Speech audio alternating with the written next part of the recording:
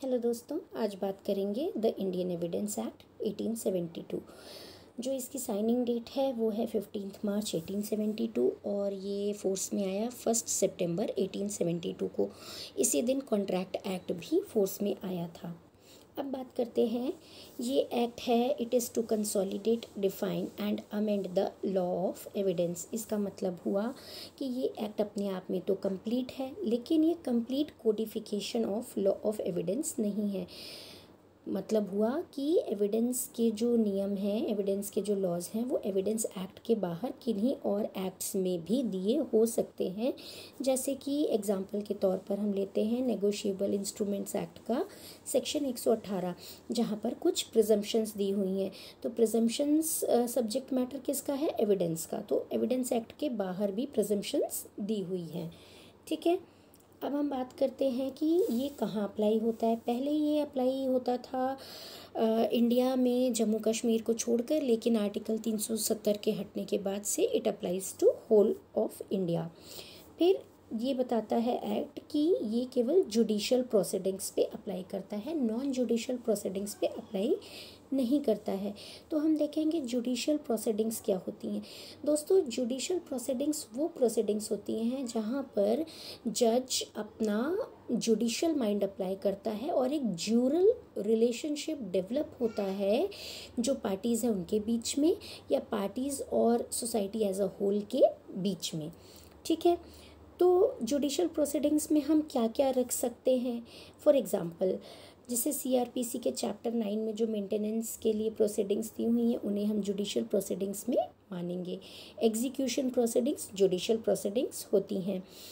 जो industrial tribunals की proceedings होती हैं वो भी जुडिशियल प्रोसीडिंग्स होती हैं।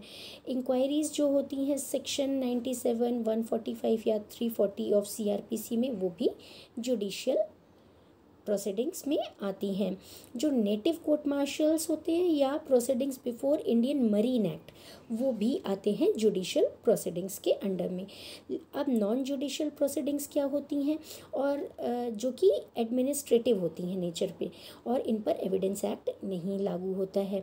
जैसे कि इंक्वायरी जो कि करी जाती है कलेक्टर के द्वारा under the land acquisition act, या डिपार्टमेंटल इंक्वायरीज बाय पुलिस और लैंड रेवेन्यू कोड के अंडर में जो डिपार्टमेंटल इंक्वायरीज होती हैं वो भी नॉन जुडिशियल होती हैं।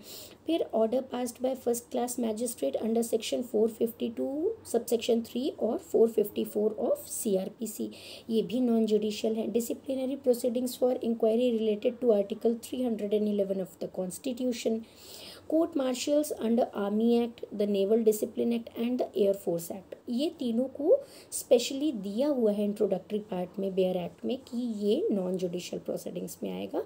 इनके ऊपर एविडेंस एक्ट अप्लाई नहीं करेगा। एफिडेविट पर दोस्तों बिल्कुल भी नहीं अप्लाई करता है एविडेंस एक्ट। एफिडेविट्स को एविडेंस की तरह कंसीडर नहीं किया जाता है। अगर कभी एफिडेविट अलाउ किए जाते हैं, जैसे कि सीपीसी के ऑर्डर 19 में दिया हुआ है या सीआरपीसी के सेक्शंस 295, 296, 297 में, तो वो वहाँ पे जो अलाउ किया गया है एफिडेविट, वो भी क्रॉस एग्जामिनेशन के बाद ही अलाउ होता है।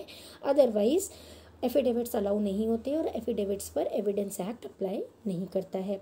फिर बात करते हैं आर्बिट्रेशन प्रोसीडिंग्स की, तो इन पर भी अप्लाई नहीं करता है एविडेंस एक्ट।